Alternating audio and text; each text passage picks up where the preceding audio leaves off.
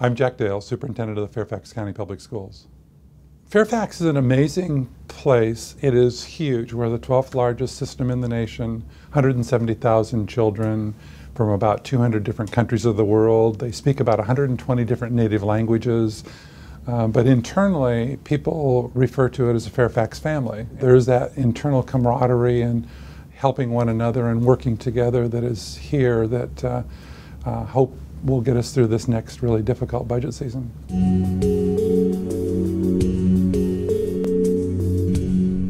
In the area of teacher collaboration, I believe very strongly that that is going to be the underpinnings of how we will continue to improve over and over and over.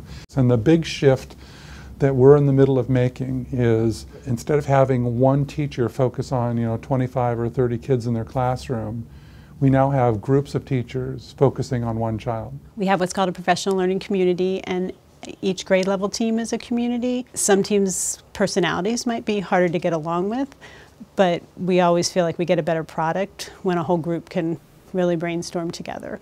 We kind of joke that we don't have to have dinner and a movie with everybody in the group, but we do have to work as a group.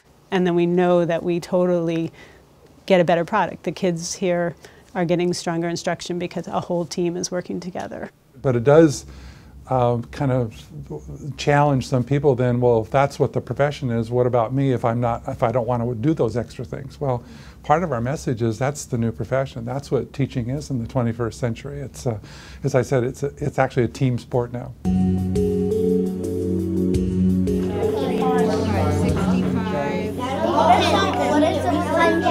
Hundreds. Why is it hundreds? You're exactly right. Why? Tell me why.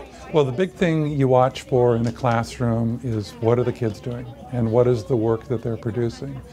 And more often than not now, you see teachers working with kids in smaller groups of 3, 4, 5. And so, but the kind of thought-provoking questions or assignments that the teachers give those kids in those groups, and how much independent thinking those kids are expected to do, and how much analysis are they expected to do, and kind of the richness of the dialogue within their groups, or the richness of the questions from the teacher. And we can't do just yes, no, simple regurgitation of information questions, because that does not at all prepare our kids for the 21st century.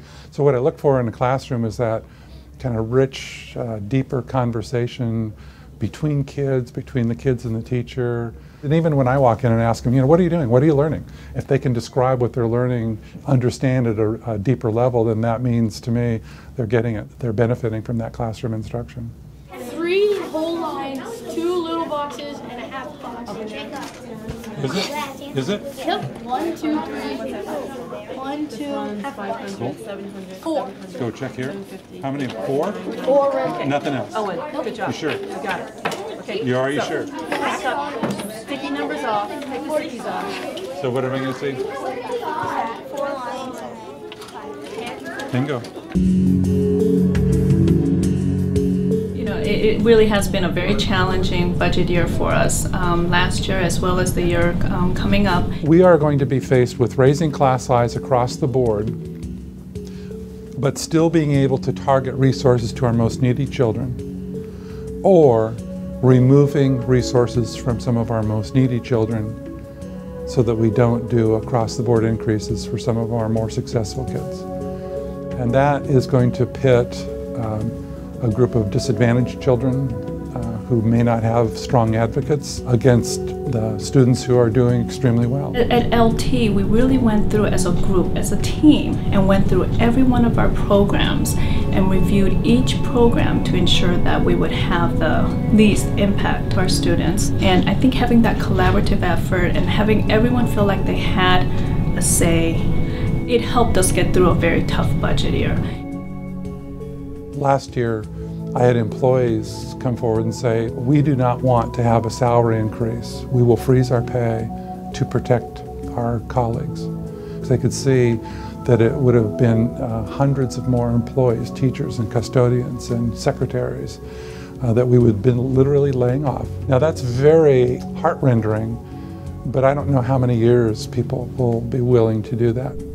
The other part of the equation has to be, what are our taxpayers willing to do by way of increasing our revenue so that we don't have to face those really egregious decisions. Kids only get to take 4th grade once. We need to remember that.